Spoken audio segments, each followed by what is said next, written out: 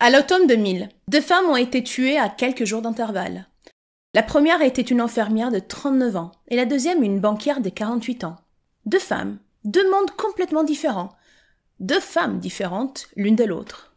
Elles n'avaient que 2 choses en commun. Toutes les 2 ont été tuées à l'intérieur de leur voiture et partageaient le même nom. Les 2 femmes s'appelaient Mary Morris. C'étaient des homonymes. Mais pourquoi Mary Morris et Mary Morris ont-elles tuées? Et surtout par qui? Mais si vous êtes prêts à entendre leur histoire, éteignez les lumières, installez-vous confortablement et commençons.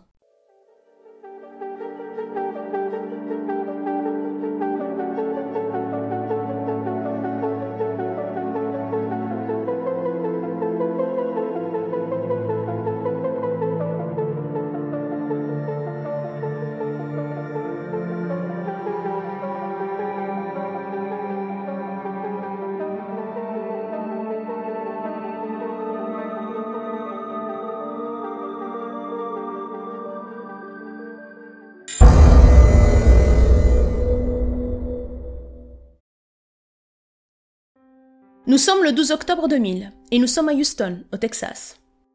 Mary Lou Morris ne s'est pas présentée sur son lieu de travail ce jour-là, à la banque, où elle travaille depuis des années.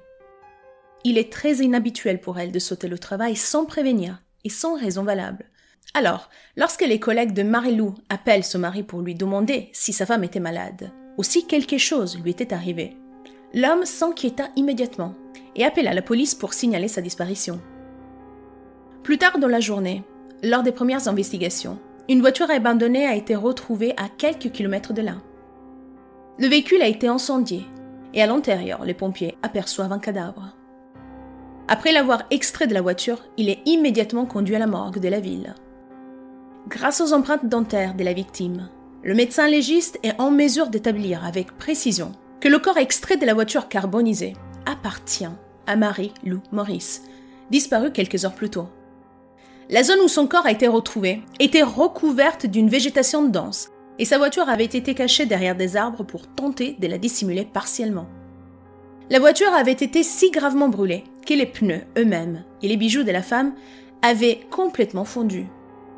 En raison de l'état du corps, il n'a pas été possible de déterminer la véritable cause du décès.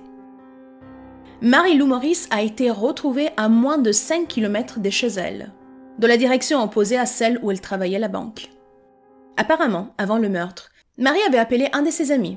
Et seulement 15 minutes après cet appel, la police a reçu un appel au 911 du téléphone de Mary Lou. Mais le contenu de cet appel n'a jamais été révélé au public. Du sang a également été retrouvé à l'intérieur de la voiture. La portière passager était grande ouverte et les clés du véhicule se trouvaient à l'extérieur. Le type de crime ne correspondait pas du tout au style de vie de Mary Lou Morris. La femme a toujours vécu une vie heureuse et paisible avec son mari, Jay Morris. Rien dans son passé ne pourrait indiquer que quelqu'un voulait sa mort. La police était perplexe quant à savoir qui aurait voulu la mort de Mary et pourquoi. Il semblait n'y avoir aucune raison de la tuer. Mais quelques heures après la découverte de Mary Lou Morris, un mystérieux appel téléphonique arrive au département de police de Houston. L'appelant, dont l'identité n'a jamais été communiquée, révèle qu'il a tué la femme, mais par erreur. Il n'était pas sa vraie victime. 4 jours seulement après le meurtre de Mary Lou Morris, le 16 octobre 2000, une autre femme a été tuée dans des conditions très similaires. Il s'agit de Mary McGinnis Morris. Oui, les 2 victimes s'appellent Mary Morris. Ce sont des homonymes. Un motard qui passait souvent par là avait trouvé son corps sur le bord de la route à moins de 5 km de son domicile et avait aussitôt appelé les secours. La femme avait été abattue d'une balle dans la tête. La seule preuve trouvée sur les lieux du crime était des signes évidents de bagarre, car Mary avait plusieurs égratignures sur le corps et ses vêtements avaient été déchirés. La dynamique du meurtre était plus complexe. Son assassin a tenté de faire croire un suicide, mais ses blessures prouvaient clairement le contraire. La police a commencé à enquêter sur la vie de Mary McGinnis Morris. Elle était infirmière et responsable de plusieurs cliniques pour une grande entreprise. Mais celle-ci avait un passé plus trouble que la première victime. Elle avait des problèmes avec un collègue de travail, et peu de temps avant son meurtre, elle avait appelé à plusieurs reprises une amie proche pour lui dire qu'elle avait peur de quelqu'un, et que cette personne travaillait dans la même pharmacie qu'elle. Son collègue l'embêtait très souvent au travail, allant même jusqu'à lui laisser un mot un jour, où il disait « Mort à toi ». Mary aurait fait part de ses craintes envers son collègue à son mari, Mike Morris, et lui aurait demandé comment fonctionnait une arme à feu. Après cela, elle aurait pris la même arme à feu pour la placer sous le siège du conducteur de sa voiture. Mais cela ne reste à ce jour qu'une supposition non confirmée. Le jour de sa mort, Mary a rencontré sa meilleure amie, Lori Gemmel, à la clinique pour lui faire un vaccin. Selon l'amie Lori, elle semblait aller bien. Elle a affirmé que son amie resterait quelques heures de plus à la clinique, qu'elle ferait quelques courses et qu'elle rentrerait chez elle pour préparer le dîner. Plus tard dans l'après-midi, Mary appelle Lori terrorisée. Elle lui dit qu'elle avait vu quelqu'un dans la boutique où elle était allée et que ce type lui donnait des frissons. Elle lui a dit qu'elle retournerait au travail pour travailler sur l'ordinateur pendant un certain temps avant de rentrer à la maison. 12 minutes plus tard, Mary passe un appel inquiétant au 911. On pense que pendant l'appel, elle a été kidnappée et attaquée par son agresseur pour être retrouvée sans vie peu de temps après. La balle qui l'a tuée était toujours à l'intérieur de sa tête et elle a été retirée pour l'analyse, pour essayer de déterminer quel type d'arme avait été utilisée. La police a pu identifier le propriétaire de l'arme, qui, à leur grande surprise, s'est avéré être son mari.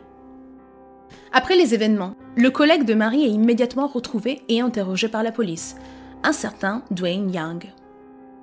Pendant longtemps, l'homme a insisté sur le fait qu'il n'avait rien à voir avec la mort de Mary McGinnis. Cependant, quelques heures avant le meurtre, Young était entré dans la pharmacie et avait commencé à faire une scène. Il a crié et demandé où était Mary, alors qu'il frappait fort aux vitrines du magasin, au point d'être escorté hors de la pharmacie par la sécurité. La police a enquêté de manière approfondie sur l'affaire depuis les premières heures, envisageant même la possibilité que son mari, Mike, et son collègue aient conjointement conçu un plan pour la tuer. Mais le mari, Mike, a un alibi pour ce jour-là, car il était avec sa fille au cinéma. La police a alors demandé à Mike la permission d'interroger sa fille mineure pour confirmer ses dires, mais étrangement, l'homme n'a jamais donné sa permission d'interroger sa fille. Il a également refusé de se soumettre au test polygraphique.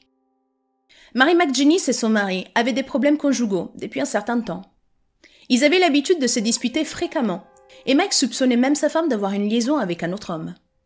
Lorsqu'on l'interroge sur leur relation, il répond en disant « Je l'ai confrontée, ainsi que la personne avec qui elle me trompait. » Ils m'ont regardé dans les yeux. Après cela, nous nous sommes réconciliés, au point d'être les meilleurs amis, et ce, juste avant sa mort. Notez cependant que Mary avait une assurance vie de 700 000 $, et que le bénéficiaire de celle-ci était, évidemment, son mari. Le mari n'a jamais vraiment voulu collaborer avec la police, et presque immédiatement après le drame, il a déménagé en Virginie occidentale, avec sa fille, grâce à tout l'argent qu'il avait récupéré de l'assurance vie de sa femme. À ces points-là, il pouvait se permettre de se reconstruire une vie ailleurs, et sans problème. Mais le fait le plus mystérieux dans tout cela est que le mari de Mary McGinnis a appelé le téléphone portable de sa femme près de 2 heures après sa mort. Les enregistrements téléphoniques montrent que quelqu'un a répondu au téléphone portable. Et je répète, 2 heures après l'heure du décès. Et qu'une conversation d'environ 4 minutes s'est déroulée. Cependant, le mari a toujours nié avoir parlé à qui que ce soit au téléphone ce jour-là. Ces 2 meurtres qui se sont déroulés à 4 jours d'intervalle n'ont à ce jour jamais été élucidés. Aucun motif valable n'a été trouvé concernant la mort de Mary McGinnis Morris et de Mary Lou Morris. La théorie la plus probable, mais évidemment non confirmée, est que la première victime, Mary Lou Morris, était une victime malheureuse en raison d'une erreur d'identité.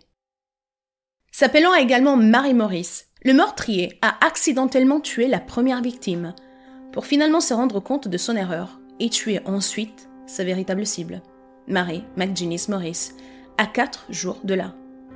Comme confirmation supplémentaire de cette hypothèse, les 2 maris vivaient très proches l'une de l'autre et se rassemblaient beaucoup.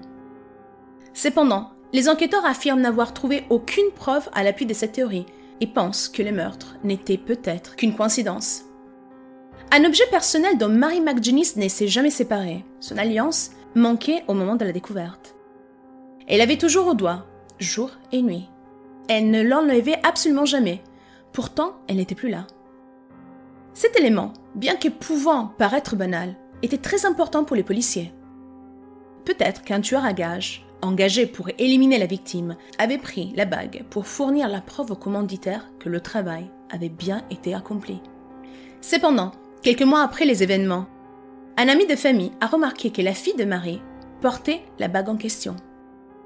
Pour des raisons inconnues, la famille n'a jamais dit à la police qu'elle avait retrouvé cette bague. 6 mois après le meurtre, le mari de la première victime, Jay Morris, a reçu une facture de plus de 2000 $ pour des appels passés depuis la carte de sa femme, aujourd'hui décédée. La carte se trouvait alors à Galveston, au Texas, et là, une adolescente de 16 ans avait été surprise en train d'utiliser la carte SIM en question, disparue depuis le meurtre. La jeune fille de 16 ans a déclaré qu'elle avait simplement trouvé un sac le mois précédent dans le parking d'un dépanneur de Galveston et qu'elle avait trouvé la carte SIM à l'intérieur avec d'autres effets personnels. Elle poursuit en disant qu'elle a donné le sac à un ami et que le reste du contenu avait été partagé entre eux. Il a été établi avec certitude que les deux jeunes n'avaient rien à voir avec les meurtres. Cependant, la famille n'a pas reconnu ce sac comme appartenant à Mary Lou. À peu près au même moment, Jay a reçu 3 appels téléphoniques de quelqu'un demandant des nouvelles de sa femme Mary. L'appelant reste à ce jour non identifié et on ne sait pas s'il est impliqué ou non dans l'affaire.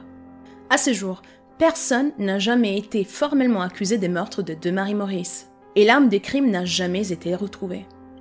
Après plus de 2 décennies, les familles respectives sont toujours à la recherche des réponses, dans l'espoir d'une justice qui ne viendra peut-être jamais.